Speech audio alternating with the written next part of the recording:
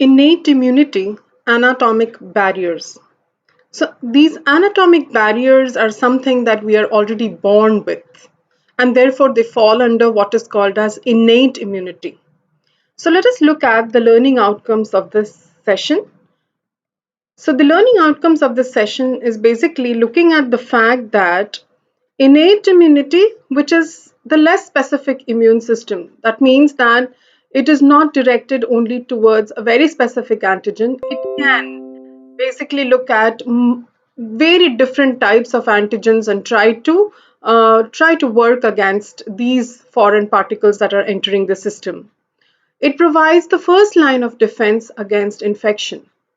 The innate immune recognizes classes of molecules peculiar to antigens. An innate immunity comprises four barriers, of which anatomical barrier is one of the barriers.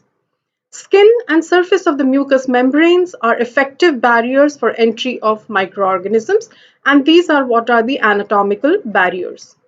The skin not only proves to be a physical barrier, but it is also a mechanical barrier.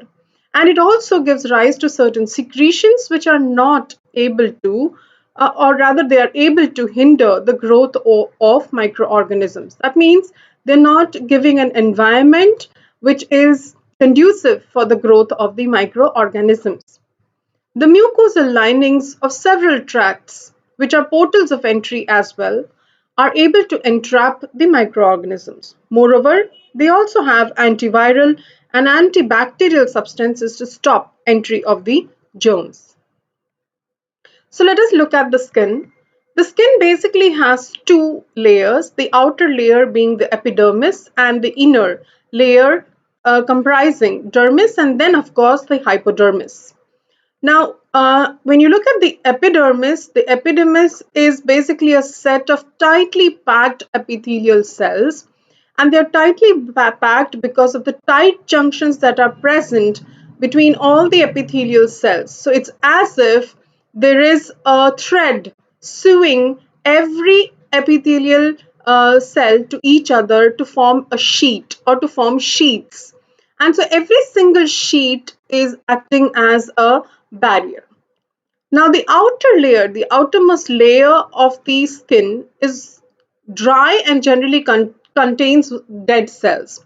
And the shedding of the dead cells also leads to the removal of the bacteria which is present on the surface of the skin.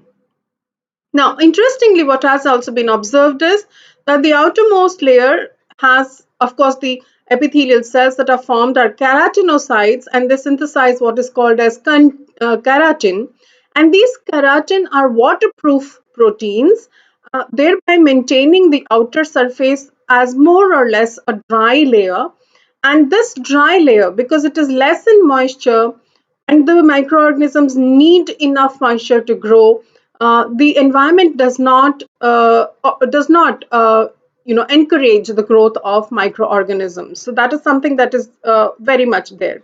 Now within the third dermis, okay, which is the inner layer of the skin, there are several different types of specialized structures, like you have sebaceous glands, you have sweat glands, you have hair follicles from which you have the hairs coming out.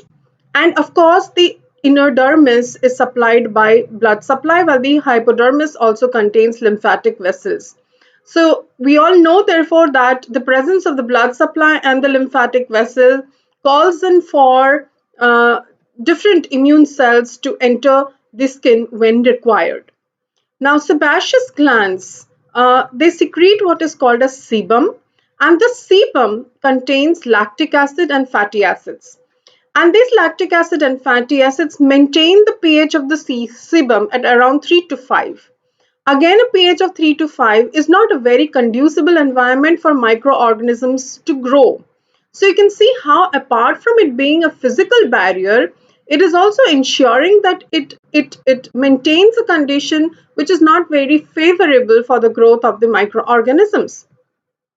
Moreover, sweat glands, when they produce sweat, sweat itself has high salt content, and therefore, with the high salt content, you have a hypertonic condition. And in a hypertonic condition, the newly growing bacterial cells may be prone to high osmosis, and therefore they may tend to grow lesser. So only those microorganisms which are able to tolerate these conditions, they are able to grow, or which are able to use these as carbon sources, then they are able to grow on the skin. So please do understand that the skin has its own microflora. So there are certain bacteria that would be growing in the the skin, but these microbes are not harmful. Rather, they would also produce certain antimicrobials, etc., to prevent the growth of pathogens. This is something that has been observed and studied. So apart from the skin itself being a physical barrier and an anatomical barrier, it also harbors those microorganisms which are able to fight off the pathogenic bacteria or the pathogenic germs. Now, when does microorganisms then get access through the skin?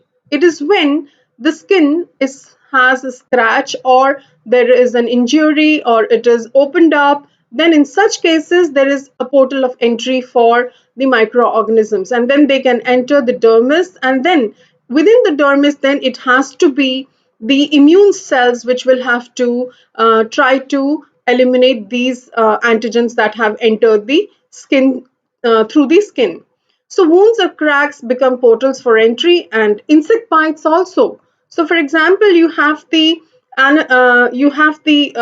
mosquito bite, and through the mosquito bite you have the entry of the plasmodium, which can cause malaria. So therefore you can see how the route of entry is because of the bite of a mosquito, and the mosquito bites through the skin. So it kind of secretes its fluid within through its bite, and therefore those are means. So instead, in spite of there being the physical barrier, you can have the bites of insects bring in many pathogenic bacteria. Now, mucous membranes are again anatomical barriers that can prevent the entry of microorganisms. So this also is therefore the player of first line of defense. Now, the portals of entry, wherever you find mucous membranes, are the eyes, nose, mouth, ears. Through all of these, you can have the microorganisms coming in, but each one of these has mucous membrane, or at least mucus present. In fact, urinary tract is also having a mucosal lining which will prevent the entry of microorganisms. So the one coming from nose mouth is what is the respiratory tract. You have the urogenital tract, you have the alimentary tract, which is basically the digestive system per se. All of these have mucosal linings. And these mucosal linings, as you can see, you have an upper sheath or a superficial layer of cells which are producing mucus. So they secrete mucus, and so this is lined by a layer of mucus. You have epithelial cells, you have basement membrane, and then submucosa and muscles present. So therefore, this is how the mucosal membranes are formed, with a layer of mucus on the surface. Many of the mucosal linings also have cilia. So there is ciliated epithelium also present, and these ciliated epithelium of these certain cells give rise to or produce mucus, and they form what is called as a lining of mucus present on its surface. Now, this is something pertaining to the stomach. The stomach also has such mucosal linings, where you can see that there are gastric pits present, and these gastric pits have gastric glands that can give rise to mucus.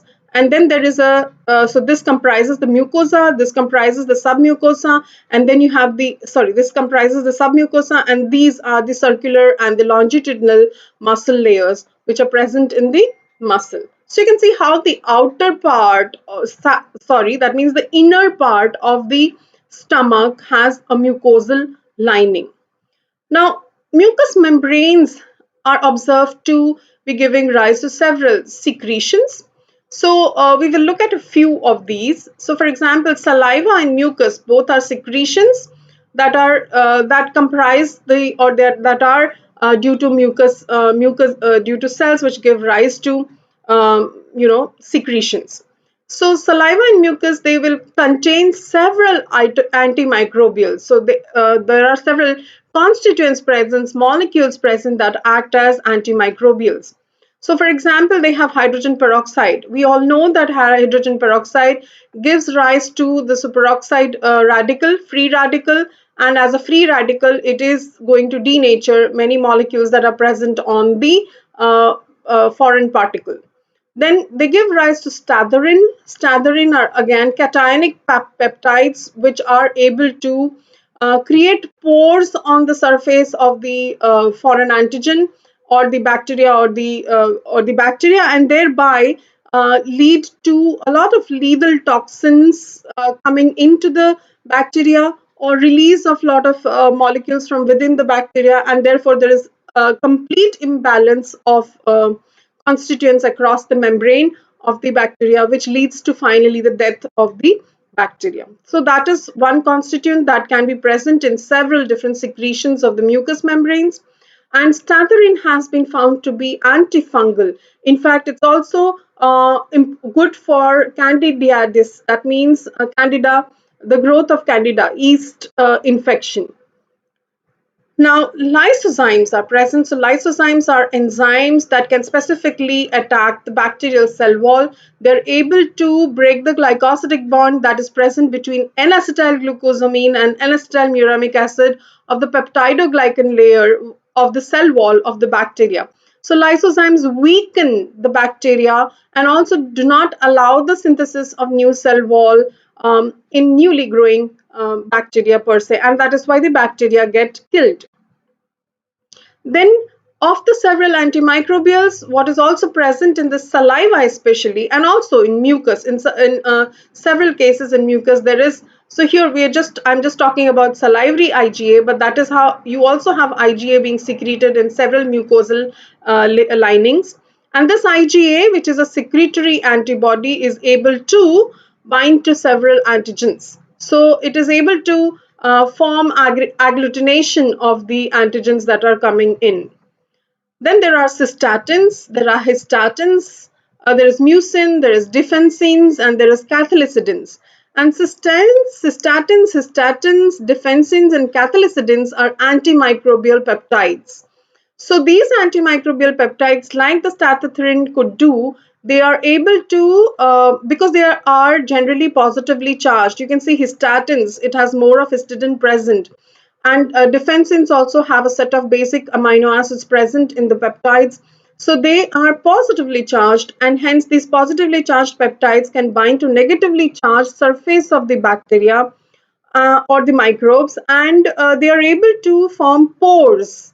And through these pores, then you have leaking of several components from within the bacterial cell, because of which the bacterial cell loses its integrity and the bacterial or the microbial cells die. So that is how it is what is antimicrobial peptides. Now, saliva especially also gives rise to the enzyme amylase, and we know that amylases are responsible for breaking down, amylose per se, and therefore what therefore can happen is that it can since it is able to degrade the carbohydrates present in food, so the growth of the bacteria can be affected because of the secretion of amylase. Lactoferrins are able to sequester iron. So again, iron is not made available to the microbes, and so microbes can actually not grow properly in the absence of iron. So that is something that is there. Moreover, what has been observed is that several secretions also lead to siderophore-like molecules, and these siderophore-like molecules also sequester iron and do not allow the microbes to grow. Histatin, of that there are several different types of several histatins, and of that histatin 5 has been known to be a potent antifungal. Mucin, okay, is basically a sheet of polysaccharide, and this forms a protective layer. And when you look at its property, it is quite a sticky substance. So it can entrap microbes and also agglutinate microbes. So because of the way the structure of the glycan in the mucin is it is able to both entrap microbes and also agglutinate microbes. Secondly, what it can also do is the mucin can hold all these antimicrobial peptides. So when you have the microbes coming in contact with the mucin, it also comes in contact with these molecules, and therefore the microbes can die or can be killed. Similarly, tears, okay, that come from the eyes also would have secretions that do not allow the microorganisms to grow, and also because they are quite liquid in nature, they also are able to wash off the foreign particles. So when you have the tears coming out of your eyes, along with the tears, you would also have the foreign particles that have entered your eye flow off. But tears also contain lysozymes, so you know that it affects the bacterial cell wall. It also has lactoferrin, so it can sequester iron and therefore not for favorable for the growth of the bacteria. Similarly, you have lipocalin, which also is able to sequester iron. Then tears also contain secretory IgA, so IgA also can bind to the antigens. And also there are present what is called as complement molecules, and these complement molecules are also innate molecules which are able to eliminate bacteria or microbes. Now, tears also have been found to have surfactant proteins A and D, which have helped in eliminating microbes. Tears contain secretory phospholipase A2, which affects gram-positive bacteria. And tears have been found to have antimicrobial peptides like defensins, lacretin, etc. Tiers 2 contain mucin, which enables trapping the microbes. So you can see that most secretions have same kinds of components or constituents that are able to fight off the microbes that are trying to enter the body. Now you must understand that more and more, as one has been understanding more and more about the tears, one has found that there are more than 100 such antimicrobials which are present that do not allow microbes to enter. But then what you observe is you still have infections, you still have diseases. So, despite having these anatomic barriers, it is possible that one gets infected. Now, that is because the microbes are also smart. They too can have mechanisms of overcoming the barriers that are there for them. So, let us look at what are the ways by which microbes can overcome this barrier. Is only taking two examples. Influenza virus has a surface protein that binds to mucosal membrane tightly. And so, even if the cilia is sweeping, is kind of moving to remove the peptides to remove the microbes, but because it is very strongly bound to the mucosal membrane, the cilia is not able to fend it off. So that is something that has been observed. So it keeps itself bound to the mucosal lining. Then you have the fimbriae or pili that is present in many bacteria that enable it to bind to certain glycolipids and glycoproteins on the cell surface, that is mucosal membrane lining, and thereby its attachment is becoming stronger. So these attachments help it to overcome the barrier, and it stays in the mucosal lining, and at one point it will try to enter the system. Now, what you can see over here is E. coli that has attached itself to the surface epithelial cells of the urinary tract. And also, interestingly, what has been formed is slowly, gradually, the E. coli form what is called as biofilms. And for antimicrobials or for even antibiotics that are given from outside, to actually get rid of biofilms is very difficult because the biofilms form a kind of even protective layer around the bacteria. So the bacteria are protected by the secretions that form the biofilm, and that is how the microbes stay, even though there are a lot of antimicrobials present in our secretions. So let us make the conclusions. Keratinocytes of the skin prevent the growth of bacteria. The sebum and the sweat render the environment not conducive for the growth of the microbes. Lysozymes have been found to be associated with both skin and mucous membranes, helping in curbing the growth of pathogens. The mucosal secretions are observed to contain several different types of antimicrobials like defensins, lactoferrin, peroxidases, etc. The cilia and mucin together help in sweeping away the microbes or entrapping the microbes, thereby preventing entry through these portals. So the front line of the host defense includes anatomical barriers like skin and mucosal epithelia, with both having an entourage of molecules that enable create an environment not just conducive for growth or not I mean sorry they have an entourage of molecules that enable create an environment that is not conducive for growth or survival of the pathogens. Thank you.